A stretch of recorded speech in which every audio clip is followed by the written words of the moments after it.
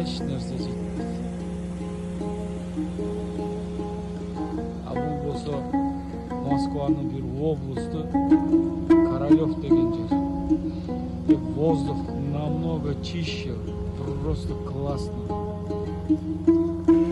Достор, мен Королёвко келип калдым. Королёвдо ушундай сонун жер бар экен. Карасаң. Вообще вокруг лес. Алдагы мели частный домдордо баягы печканы отун менен жаксаң жаман сонун түтүн чыгып сонун болот го кыш аба ырайында.